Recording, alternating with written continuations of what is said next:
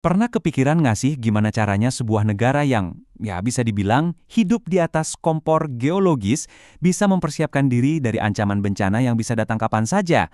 Nah, kali ini kita akan bedah strategi ketangguhan Indonesia di cincin api. Coba kita lihat peta ini deh. Posisi geologis Indonesia itu unik banget, tapi sekaligus juga berisiko tinggi. Bayangin aja, negara kita ini ada persis di titik pertemuan tiga lempeng tektonik raksasa. Artinya apa? Artinya, lebih dari 270 juta jiwa tinggal di salah satu zona bencana paling aktif di dunia, yang kita kenal sebagai cincin api atau Ring of Fire.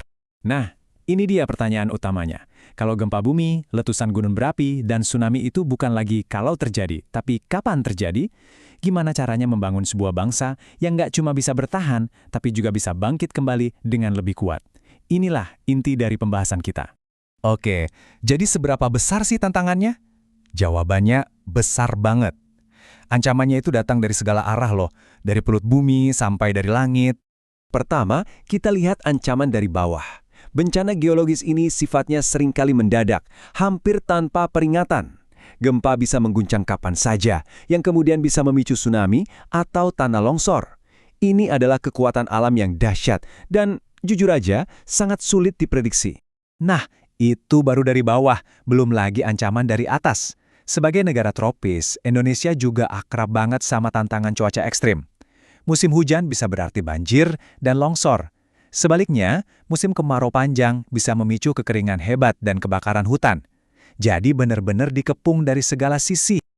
Terus gimana dong cara Indonesia menghadapi semua ini? Jawabannya bukan dengan panik, tapi dengan sebuah kerangka kerja yang sangat sistematis, yaitu siklus kesiapsiagaan bencana. Ini dia jantung dari strateginya, siklus penanggulangan bencana.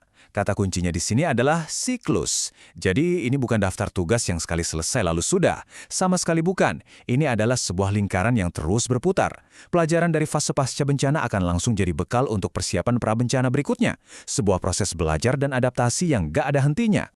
Fase pertama, dan bisa dibilang yang paling krusial, adalah pra-bencana. Ini semua tentang tindakan proaktif sebelum bencana datang.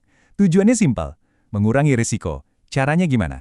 Ya dengan membangun infrastruktur yang lebih tahan gempa, mengedukasi masyarakat tentang jalur evakuasi, sampai memasang sistem peringatan dini.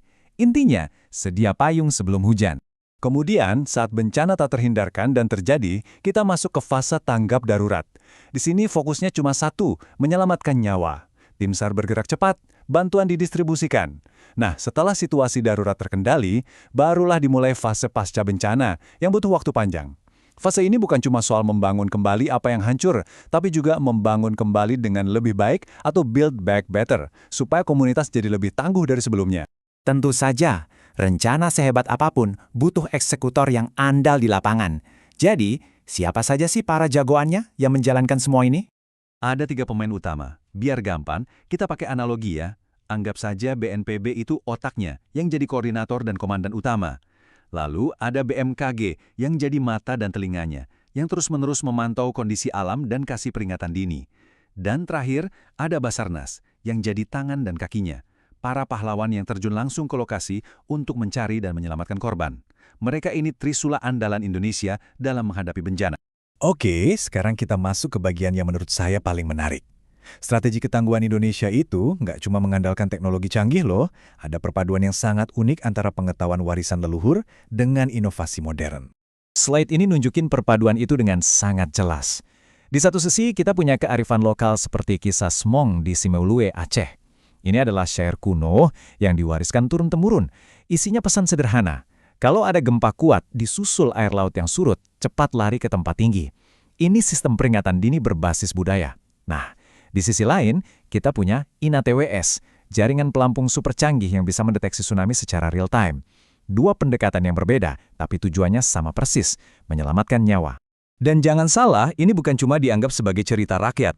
Pemerintah Indonesia secara resmi mengakuinya dalam undang-undang loh. Ini menunjukkan kalau pengetahuan tradisional itu sangat dihargai dan dianggap sebagai bagian penting dari strategi ketahanan nasional, setara dengan teknologi modern. Keren kan? Tapi pemerintah dan teknologi canggih saja nggak akan cukup.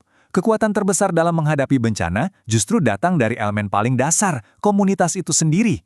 Mari kita lihat peran kita semua. Ini pada dasarnya adalah sebuah kontrak sosial.